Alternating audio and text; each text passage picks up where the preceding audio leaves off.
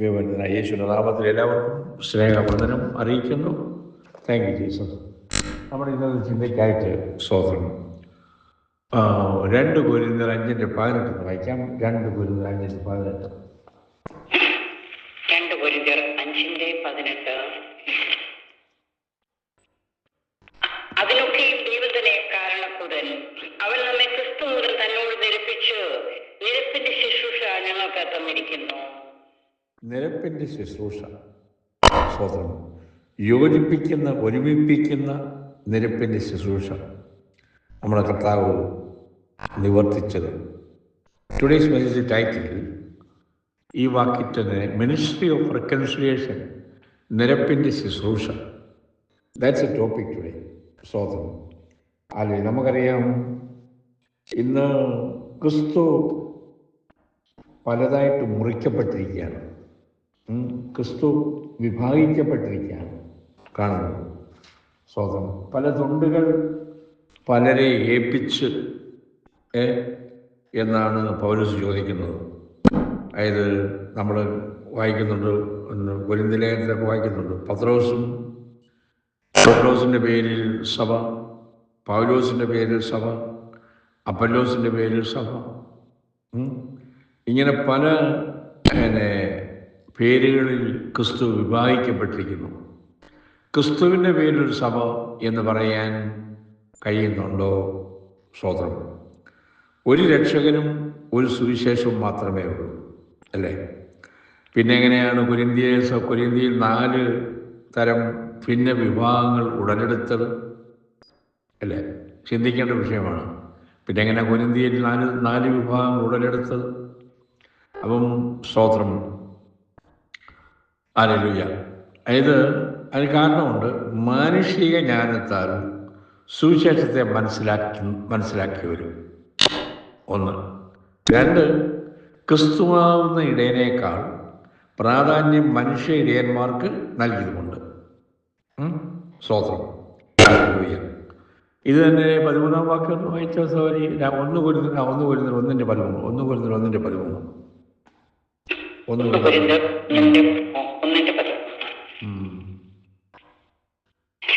ക്രിസ്തു വിഭാഗിക്കപ്പെട്ടിരിക്കുന്നുവോ? പൗലോസ് നിങ്ങൾക്ക് വേണ്ടി ക്രൂശിക്കപ്പെട്ടുവോ? അല്ല, പൗലോസിന്റെ നാമത്തിൽ നിങ്ങൾ സ്നാനമേറ്റുവോ? അതെ, ക്രിസ്തു വിഭാഗിക്കപ്പെട്ടിരിക്കുന്നു. പിന്നെ കേരളക്കരയിലും നമുക്കത് കാണാൻ പറ്റുന്നുണ്ട്. ക്രിസ്തു വിഭാഗിക്കപ്പെട്ടിരിക്കുന്നു. പക്ഷേ വിഭാഗിക്കപ്പെട്ടിരിക്കുന്നു പറയുമ്പം പല സംഘടനകളുടെ നേതൃത്വത്തിൽ ഓരോ സഭകളിലെ ഓരോന്നും ഉടലെടുത്തിട്ടുണ്ട്. ഓക്കെ, കുഴപ്പമില്ല. പക്ഷേ ഫൈറ്റിങ് പാടില്ലല്ലോ. ഒരുമയോടുകൂടി സ്തോത്രം നിർമ്മലമായ സുവിശേഷത്തെ തത്വജ്ഞാനത്തിൽ കൂടി വീക്ഷിച്ച് അതിനെ ജ്ഞാനികളെയും ഉപദേശകന്മാരെയും അധികം ആശ്രയിച്ചുകൊണ്ട് അലഞ്ഞു തിരിഞ്ഞടക്കുന്ന ഗുരുക്കന്മാർ തങ്ങളുടെ അനുമാനങ്ങളെ പ്രചരിപ്പിച്ചുകൊണ്ട് തങ്ങൾ തത്വജ്ഞാനികളാണെന്ന് സ്വയം വിശേഷിപ്പിച്ചുകൊണ്ട് അങ്ങനെ പൊയ്ക്കൊണ്ടിരിക്കുന്ന അവസ്ഥ. സ്തോത്രം, ഹല്ലേലൂയ. പണമുള്ളതുകൊണ്ട് കുറേ പണം കൊടുത്ത് ഡോക്ടർ ബിരുദക്കാർ വചനത്തിൻ്റെ ആത്മീയ സത്യയെ നശിപ്പിച്ച് ജനങ്ങളെ തെറ്റിദ്ധരിപ്പിച്ച് വഴിതെറ്റിക്കുന്ന മനുഷ്യജ്ഞാനത്തിൽ ആശ്രയിച്ചുകൊണ്ട് ലോകത്തിൻ്റെ ജീവിത രീതി സ്വീകരിച്ചാൽ തീർച്ചയായും ആ വ്യക്തികളും അങ്ങനെയുള്ള സഭകളും അത് വലിയ പ്രശ്നത്തിലേക്കാണ് പോകുന്നത് എന്ന് നാം അറിഞ്ഞിരിക്കണം. ഹല്ലേലൂയ, സ്തോത്രം. നാം വെറും അറിവില്ലാത്തവരാണ്, അങ്ങനെ പോകരുത് കേട്ടോ. സ്തോത്രം, ഹല്ലേലൂയ. എല്ലാറ്റിനും കയറി കൈയടിച്ച് പാസ്സാക്കി വിടുന്ന പരിപാടി വിടണം. അത് നമുക്ക് ദോഷകരമായി പരിണമിക്കത്തേ ഉള്ളൂ. സ്തോത്രം. തമ്മിൽ ഐക്യമത്യമുള്ളവരായിരിക്കാൻ നമ്മൾ റോമാലേഖനം 12:15 വായിച്ച് 12:16 വായിച്ച സോറി 12:16. തമ്മിൽ ഐക്യമത്യമുള്ളവരായി വലിപ്പം ഭാവിക്കാതെ എല്ലാവരോട് ചേർന്ന് കൊള്ളുകയും നിങ്ങളെ തന്നെ ബുദ്ധിമാന്മാർ എന്ന് വിചാരിക്കരുത്. നിങ്ങളെ തന്നെ ബുദ്ധിമാന്മാരാണെന്ന് വിചാരിക്കരുത് കേട്ടോ. ഓവർ സ്മാർട്ട് ആകരുത്. സ്തോത്രം. ഒരു പാസ്റ്റർ വന്ന് പ്രസംഗിച്ച് കഴിയുമ്പോൾ വേറൊരു പാസ്റ്റർ ഇന്ന ആൾ ഇന്ന രീതിയിൽ പ്രസംഗിച്ച് അത് ശരിയാണോ? ഓക്കെ, സ്വതന്ത്രം നേരിട്ട് ചോദിക്കണ്ടേ? അതെ, ഓവർ സ്മാർട്ടായ ആരും സ്തോത്രം. ആരറിയ അതായത് സ്തോത്രം എളിയവനെ ആദരിക്കണം. സ്തോത്രം നമ്മൾ എല്ലായ്പ്പോഴും യൂണിറ്റി. നമുക്കറിയാം, നമ്മൾ പഠിച്ചിട്ടുണ്ട് സ്കൂളിലൊക്കെ, united we stand, divided we fall. അത് വിശ്വപ്രസിദ്ധമായ ഒരു ആംഗലേയ ആപ്തവാക്യമാണ്. സ്തോത്രം. ഒരു രാജ്യം തന്നിൽ തന്നെ ചിതറിച്ചാൽ അത് നശിച്ചു പോകും. അതെ, സ്തോത്രം. കർത്താവ് നമ്മളെ പഠിപ്പിച്ചിരിക്കുന്നതാണ്. സ്തോത്രം. അതെ, കുടുംബങ്ങൾ തമ്മിൽ ചിതറിച്ചാൽ ഉണ്ടാകുന്ന അനുഭവം നിങ്ങൾക്കറിയാമല്ലോ. ദൈവഭവനവും സഭയിലും ഐക്യമത്യം നിലനിർത്തേണ്ടത് ആവശ്യമാണ്. ഭിന്നത എന്ന് പറയുന്നത് സാത്താൻ്റെ വിഷവിത്താണ്. ആ കള സഭയിൽ വിതയ്ക്കപ്പെടുവാൻ അനുവദിക്കരുത്. സ്തോത്രം. നമുക്കറിയാം, മത്തായി എല്ലാം വായിക്കാൻ സമയമില്ല, 1-2 വാക്യം വായിക്കുന്നതായിരിക്കും നല്ലത്. ഒരു ഐഡിയ കിട്ടുമല്ലോ. മത്തായി 18 1-2 വാക്യം എന്ന് വെച്ചാൽ മത്തായി 18 1-2 വാക്യം. മത്തായി 18 1-2 വാക്യങ്ങൾ. ആ നാഴിക ശിഷ്യന്മാർ യേശുവിന്റെ അടുക്ക വന്നു. സ്വർഗരാജ്യത്തിൽ ഏറ്റവും വലിയവൻ ആരെന്ന് ചോദിച്ചു. ശിശുവിനെ അടുക്ക വിളിച്ച് അവരുടെ നടുവിൽ നിർത്തി, നിങ്ങൾ തിരിഞ്ഞ ശിശുക്കളെ പോലെ ആയി വരുന്നില്ല എങ്കിൽ സ്വർഗരാജ്യത്തിൽ കടക്കുകയില്ല എന്ന് സത്യമായി നിങ്ങളോട് പറയുന്നു എന്ന് പറഞ്ഞു. അതെ, വാക്യം വായിച്ചപ്പോൾ നിങ്ങൾക്ക് സന്ദർഭം പിടികിട്ടി. പിന്നെ അതുകൊണ്ട് എല്ലാവരും നമ്മൾ വചനം, ബോസൺ സഭ ഉണ്ടായ കാലം ഒരു വചനം കേട്ടുകൊണ്ടിരിക്കുന്നവരാണ്. എല്ലാവർക്കും വചനം അറിയാവുന്നതാണ്. ഓക്കെ, എല്ലാം വായിക്കേണ്ട ആവശ്യമില്ല. അപ്പം നിങ്ങൾ തിരിഞ്ഞ് ശിശുക്കളെ പോലെ ആയിത്തീരണം. ഇതാണ് അത് കർത്താവ് നിർദ്ദേശിച്ച പ്രതിവിധി പറഞ്ഞത്. അതായത് സ്തോത്രം, ഇടർച്ച വരുത്തുന്നവർക്ക് അതായത് അയ്യോ കഷ്ടം. അതൊന്ന് വായിക്കും സൗരി. ഈ മത്തായിയുടെ സുവിശേഷം ഇത് തന്നെ 18-ാം അധ്യായം 6-7 വാക്യം വായിച്ച്. 6-7 വാക്യം. എന്നാൽ വിശ്വസിക്കുന്ന ഈ ചെറിയവരിൽ ഒരുത്തന് ആരെങ്കിലും ഇടർച്ച വരുത്തിയാലോ അവന്റെ കഴുത്തിൽ വലിയ ഒരു തിരികല്ല് കെട്ടി അവരെ സമുദ്രത്തിന്റെ ആഴത്തിൽ താഴ്ത്തി കളയുന്നത് അവന് നന്ന്. ഇടർച്ച ഹേതുവായി ലോകത്തിന് അയ്യോ കഷ്ടം. ഇടർച്ച വരുന്നത് ആവശ്യം തന്നെ, എങ്കിലും ഇടർച്ച വരുത്തുന്ന മനുഷ്യന് അയ്യോ കഷ്ടം. ഹല്ലേലൂയ, സ്തോത്രം. ഇടർച്ച വരുത്തുന്നത് ആവശ്യം. കർത്താവ് അർത്ഥം നമ്മുടെ വീടുകളിൽ തന്നെ 2 ഗ്രൂപ്പ് ഉണ്ടാകുമെന്ന് കർത്താവ് പറഞ്ഞു. അത് ഗ്രൂപ്പ് എന്ന് പറഞ്ഞു കഴിഞ്ഞാൽ അവിശ്വാസിയും വിശ്വാസിയും തമ്മിലുള്ളത് പോലെ തന്നെ. അതായത് ഒരാൾ വചനം കട്ടിയായിട്ട് പറയുമ്പോൾ ചിലർക്ക് അത് ഇഷ്ടപ്പെടണമെന്നില്ല. അങ്ങനെയുള്ള കാര്യങ്ങൾ അത് സ്വാഭാവികമായിട്ടുണ്ടാകും. സ്തോത്രം. പക്ഷെ മറ്റ് രീതിയിലുള്ള ഇടർച്ച ഉണ്ടാക്കുന്നത് സ്തോത്രം യോജിപ്പിൻ്റെ ശുശ്രൂഷയാണ് നമുക്ക് വേണ്ടത്. നമ്മുടെ കർത്താവ് സ്തോത്രം വിരുദ്ധ ധ്രുവങ്ങളിൽ കഴിയാത്തവരെ തമ്മിൽ യോജിപ്പിച്ചു. ദൈവത്തിൻ്റെ ശത്രുവായി ജീവിച്ച മനുഷ്യനെയും ദൈവത്തിൻ്റെ ശത്രുവായിട്ടാണ് മനുഷ്യൻ ജീവിച്ചത് ആദ്യകാലങ്ങളിലൊക്കെ.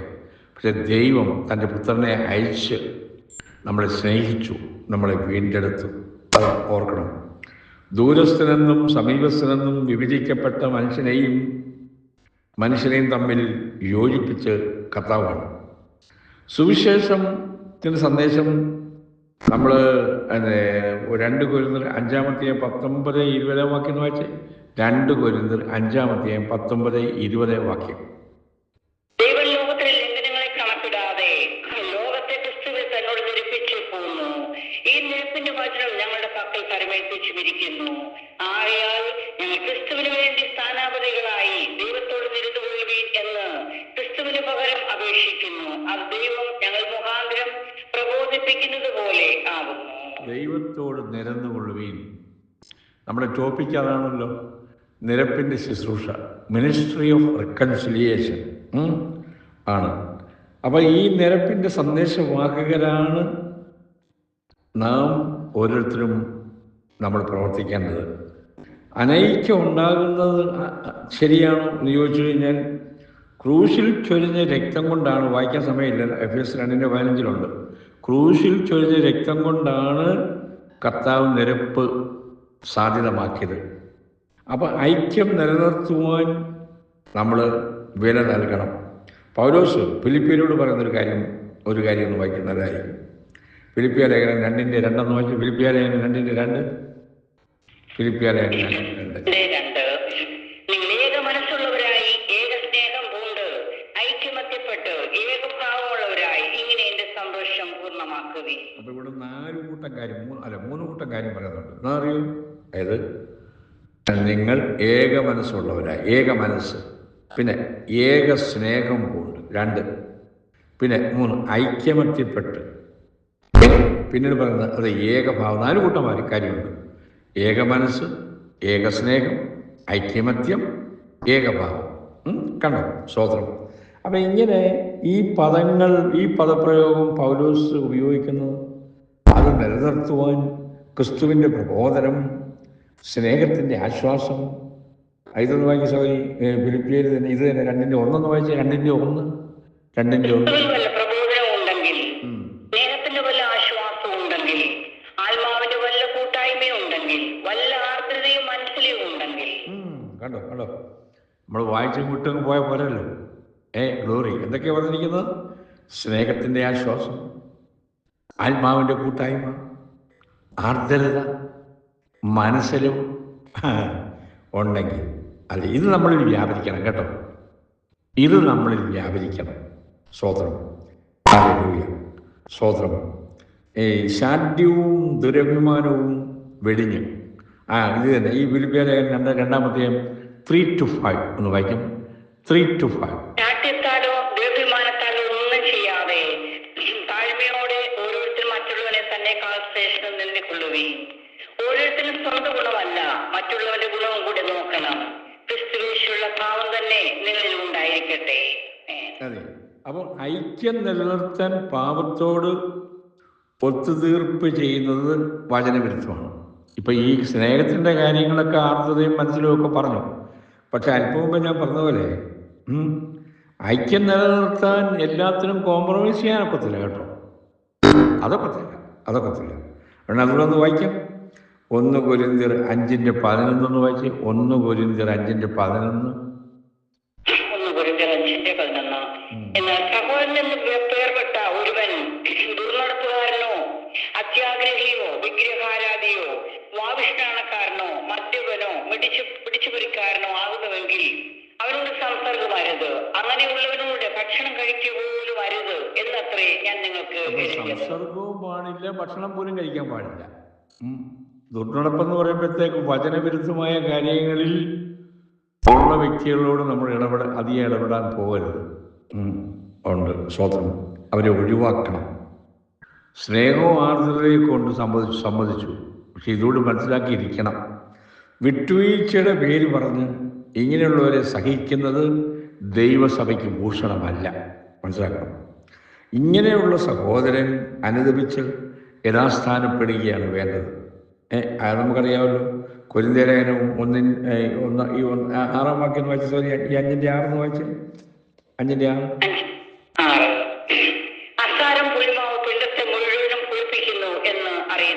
അപ്പോഴൊരു പിണ്ടവേ പുളിമാവ് ഉണ്ടെങ്കിൽ ഇത് ഈ ഒരു ദുർനടപ്പുകാരനോ അല്ലെങ്കിൽ കോംപ്രമൈസിന് വിട്ടുവീഴ്ചയുടെ സുവിശേഷം ഇത് കാർബൺ കോപ്പി ക്രിസ്ത്യനായിട്ടിരിക്കുന്ന ഒരു വ്യക്തിയായിട്ട് കോംപ്രമൈസ് ചെയ്യാനൊക്കത്തില്ല നമുക്ക്. അപ്പം ആ പിണ്ടം സഭയിൽ വന്നാൽ മുഴുവനും പുളിക്കും, അല്ലെ പുളിപ്പിക്കും. മനസ്സിലാക്കണം. സ്തോത്രം. ആ സത്യം മറക്കരുത്. സ്തോത്രം. നമുക്കറിയാം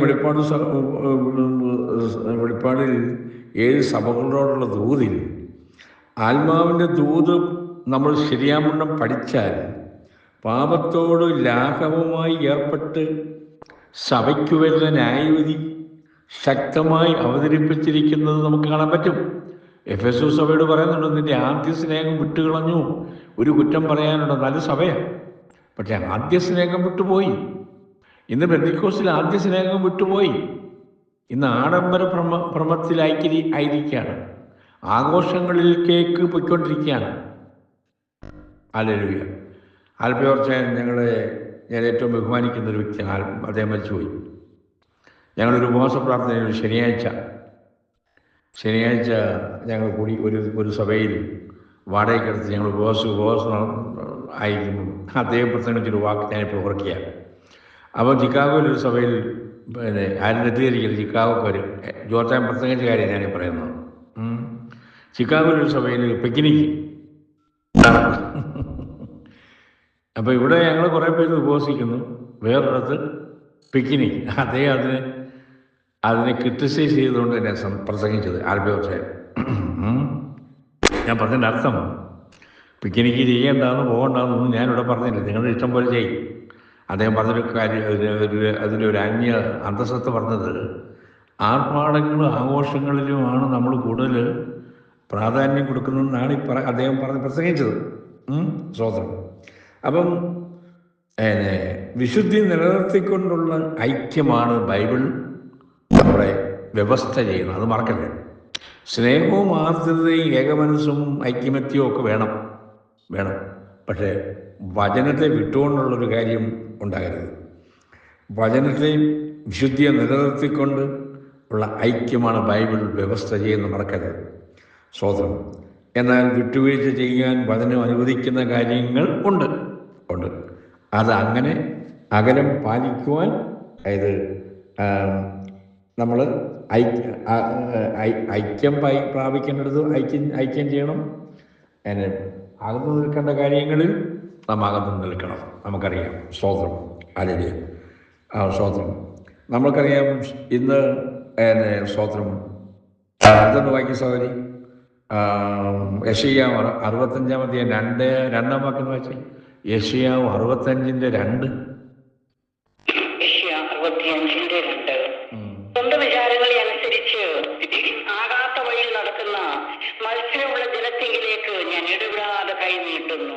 ആമേൻ. സ്വന്തം വികാരങ്ങളെ അനുസരിച്ച് ആകാത്ത വഴിയിൽ നടക്കുന്ന മത്സരമുള്ള ജനം. അപ്പോഴേ സ്തോത്രം, നമ്മുടെ ഇഷ്ടാനുസരണം വചനത്തെ മാറ്റിക്കൊണ്ട് പോകരുത്. അതായത് സ്വന്തം വികാരങ്ങളെ അനുസരിച്ച് ആകാത്ത വഴിയിൽ നടക്കുന്ന വിശ്വാസികൾ. അതായത് എന്നിട്ട് പിന്നെ 5-ാം വാക്യം വായിച്ച 5-ാം വാക്യം ഇങ്ങോട്ട് അടുക്കരുത്, ഞാൻ നിന്നേക്കാൾ ശുദ്ധനെന്ന് പറയുകയും ചെയ്യുന്നു. അവർ എന്റെ മൂക്കിൽ പുകയും ഇടപെടാതെ കത്തുന്ന തീയും ആകുന്നു. കണ്ടോ, മാറി നിൽക്കാൻ, ഇങ്ങോട്ട് അടുക്കരുത്. സ്തോത്രം. അപ്പം ഇന്നത്തെ ഈ വചനത്തിൽ കൂടി തന്നെ നമ്മൾ കാണുന്നുണ്ട്. ഇതൊന്ന് വായിക്കാം. അപ്പോസ്തല പ്രവൃത്തി 20-ാം അധ്യായം 30-31 വാക്യം. അപ്പോസ്തല പ്രവൃത്തി 20-ാം അധ്യായം 30-31 വാക്യം. പിന്നാലെ വലിച്ചു കളയുന്നവനായി വിപരീത ഉപദേശം പ്രസ്താവിക്കുന്ന പുരുഷന്മാർ നിങ്ങളുടെ ഇടയിൽ നിന്നും എഴുന്നേൽക്കും. അതുകൊണ്ട് ഉണർന്നിരിക്കുകയും ഞാൻ 3 സംവത്സരം രാപ്പകൽ ഇടപെടാതെ കണ്ണുനീർ വാർത്തുകൊണ്ട് ഓരോരുത്തരും ബുദ്ധി പറഞ്ഞു തന്നത് ഓർത്തുകൊള്ളുകയും. ബുദ്ധി പറഞ്ഞു തന്നത് ഇന്ന് ബോസ്റ്റൺ സഭയിൽ ഈ വചനത്തിൽ കൂടി നാം ബുദ്ധി ഏൽക്കുവാൻ, മനസ്സിലാക്കുവാൻ ദൈവാത്മാവ് നമ്മളിവിടെ വിളിച്ചു കൊണ്ടുവന്നിരിക്കുകയാണ്. സ്തോത്രം. അതായത് വിപരീത ഉപദേശം പ്രസ്താവിക്കുന്ന പുരുഷന്മാർ നിങ്ങളുടെ നിന്ന് എഴുന്നേൽക്കും. പൗലോസ് കണ്ണുനീരോടുകൂടി പറയാണ്. Hallelujah, hallelujah. പൗലോസിൻ്റെ ഹൃദയവേദന, പൗലോസിൻ്റെ വിഷമം ഇന്ന് നോക്കിയാൽ നമുക്ക് ആ വിഷമമുണ്ടോ? ഇന്ന് വിപരീത ഉപദേശം കേൾക്കുമ്പോൾ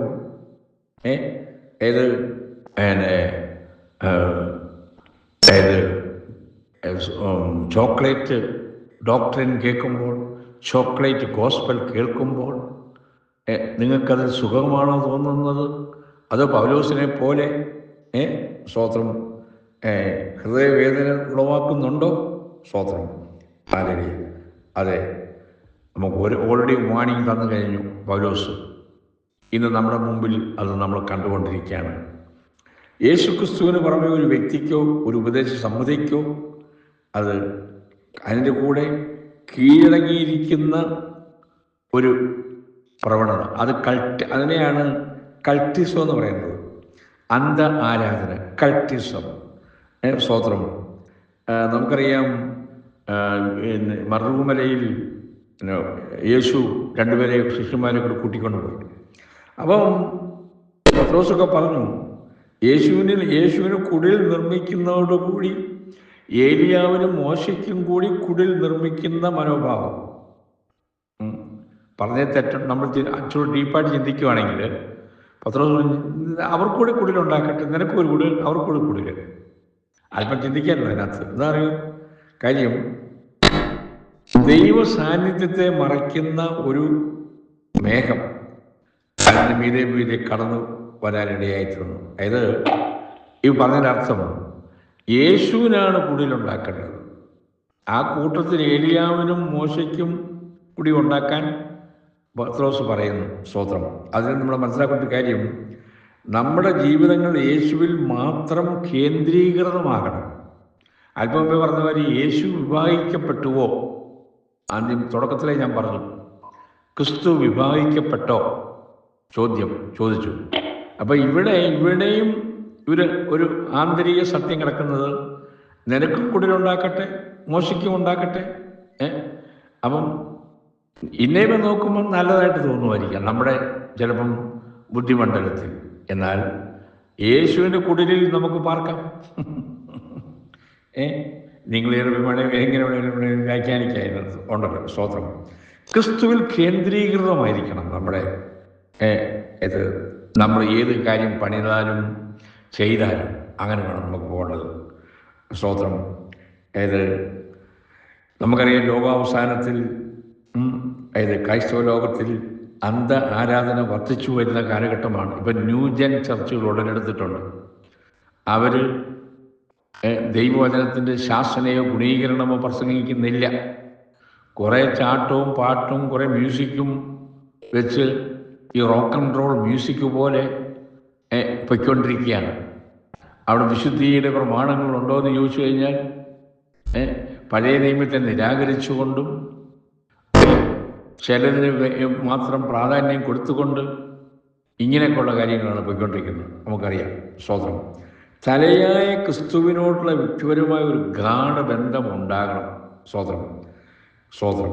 അതെ, ഞാൻ കേഫാവിന് പക്ഷക്കാരനാണ്, അങ്ങനെ അങ്ങ് പോകാൻ പാടില്ല. സ്തോത്രം. അവിടെ ദൈവമക്കളെ നാം സ്തോത്രം നാം അന്ധ ആരാധകരെ നമ്മൾ ശോധന ചെയ്യണം.